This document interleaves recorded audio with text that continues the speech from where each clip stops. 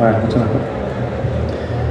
Entonces, ¿qué pasa? Esto lo traducen en digital, digo, para mantener un estándar, porque todo el mundo funciona con este estándar, desde los fotómetros en cine, las cámaras de video, todo el mundo.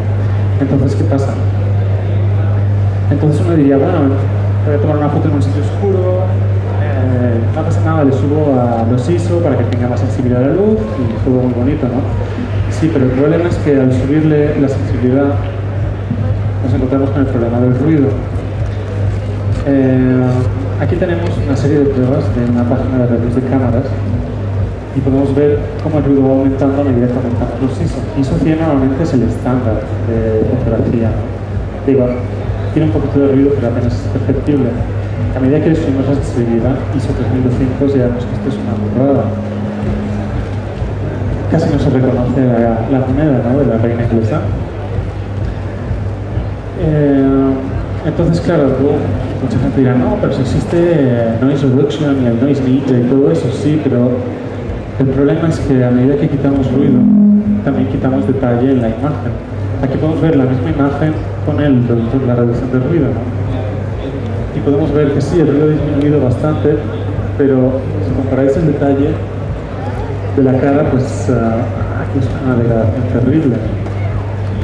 Entonces, normalmente las cámaras, casi todas las cámaras tienen parámetros para controlación del JPG. ¿Os acordáis de esto? Ahora es mucho mejor para dentro porque podéis controlar la reducción del ruido. Digo, si no tenéis más remedio que tirar el ISO 3200 o 1600, pues ya, pues de modo. O sea, menos que tú puedes controlar la reducción del ruido en el Photoshop o en el Aperture o entre esos programas. Son mucho mejores normalmente, precisamente por esto, porque luego cuando se amplifica, subimos el ruido y como puedes ver, pues es algo que también está. Bueno, entonces, otro factor súper importante en la fotografía digital que sí podemos controlar en el momento de tomar la foto. Por cierto, ¿ves estas fotos de todo esto? Pero este PDF que tenemos aquí lo podéis descargar. Bueno, estamos ahí disponible.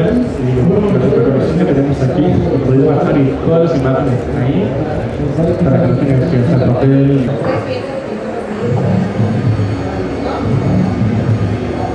Vamos a la foto. A ver, pues fuego amarillo o naranja. Por ejemplo, en la foto de abajo podemos ver el típico rollo de naranja de blanco. O, por ejemplo, esta foto azul. En realidad la cámara está seteada para estar debajo de blancos en el centro, pero la luz es en el centro, por lo tanto, si tú le dices a la cámara, no, la luz está arriba, entonces enfría, entre comillas, la luz, ¿no? Pues es eso, pero bueno, enfría, y entonces, si la luz es en el centro, la luz es blanca, como el sol, pues sale fría, ¿no? ¿Veis qué iluminación tenéis? Por cierto, ¿estáis viendo toda esta cantidad de ruido que hay aquí? Todo ese ruido es porque esta camarita, evidentemente, de la webcam de la PlayStation 3, pues no es una cámara reflex sensor muy pequeño y por lo tanto, como aquí hay muy poca luz, cuanto menos luz hay, como podéis ver, se aumenta el ruido, ¿no? Color checker, que se llama, es como una tabla de colores, donde tú haces la foto, da igual el balance de blancos, evidentemente tiras en RAW, y luego en tu programa RAW le dices, bueno, entonces esto de aquí es blanco, ¿ok? Entonces todo el software te hace, el software que en principio lo tendría que hacer la cámara, lo hace tu Photoshop o el programa que sea que utilices, te hace un ajuste para que la foto se vea bien, ¿ok? No os he dicho nada, ¿tenéis preguntas o algo? Si tenéis alguna pregunta, levantad la mano y me parece que hay un micro. Aquí está, no, este no es. ¿Tiene que haber un micro en alguna parte? Hola, hola. He venido apenas de cámara digital profesional. Entonces era más de la análoga. Yo tenía entendido que para, por ejemplo, ajustar el blanco en la cámara análoga tenía que ser como, no en blanco porque estaba ajustada la cámara gris al 50% o 60%. Entonces no sé si sea lo mismo. No, en realidad lo que tú me estás diciendo no es el ajuste del blanco, es la exposición. Mira, como puedes ver aquí, no sé si lo ves desde ahí.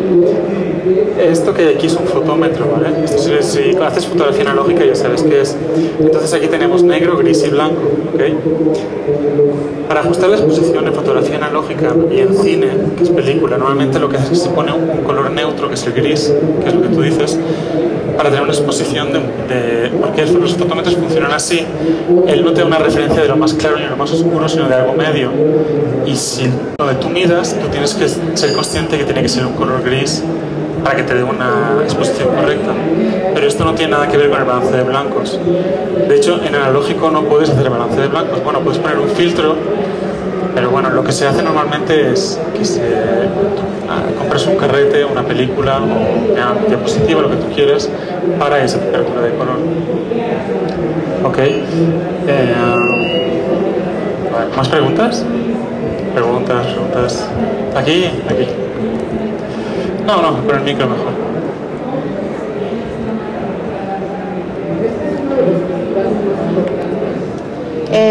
Con la utilización del ISO, sí.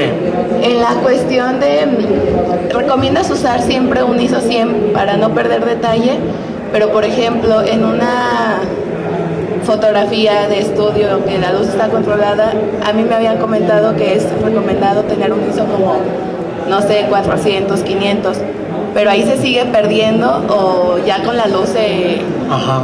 En realidad, ¿puedes apagar el micro? Apagarlo. Ahí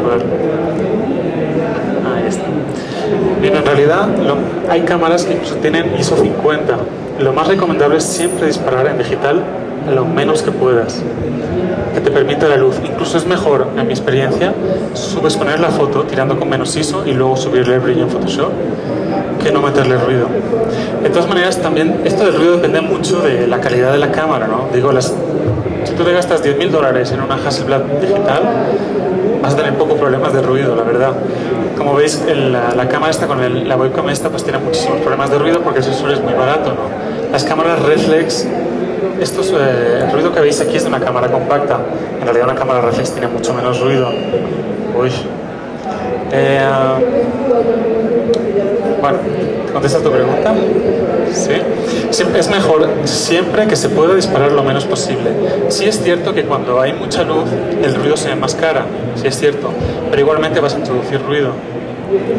O sea que las cámaras. Ajá, el megapixel race. Normalmente eso no es un indicativo de qué tan buena es la cámara, sino la óptica. Es una combinación de muchas cosas. Ajá.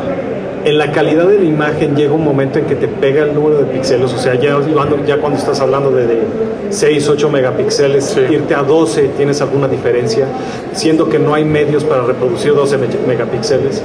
Bueno, hablando de tamaño carta, por ejemplo. Pero sí hay medios para reproducir 12 megapíxeles, por supuesto. Como en papel, por lo menos.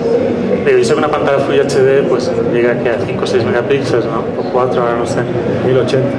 1080, sí, pero ¿cuántos megapíxeles? Creo que son 3 o 4. Una cámara de 8 megapíxeles te dará 3024, entonces tú, por ejemplo, estás reduciendo a la tercera parte. Sí, pero mira, esto del megapixel race es uno de los grandes mitos de la fotografía digital. Uno podría pensar, no, esto es simplemente una cosa de marketing, de mercadeo, ¿no? Esta cámara es mejor porque tiene 6 megapíxeles y esta tiene 4.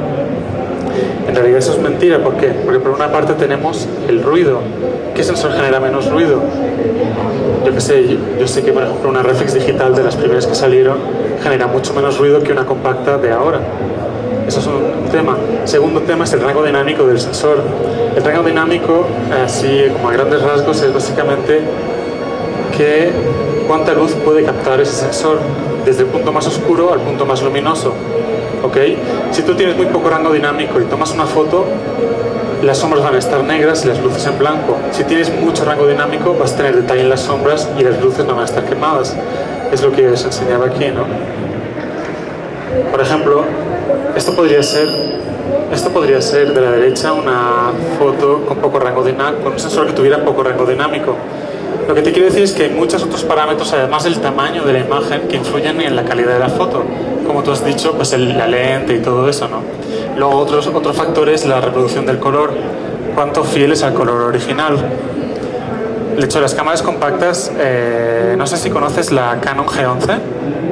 es una super cámara compacta orientada a fotógrafos profesionales, aunque sigue siendo una cámara compacta. Fíjate, la Canon G10, si no me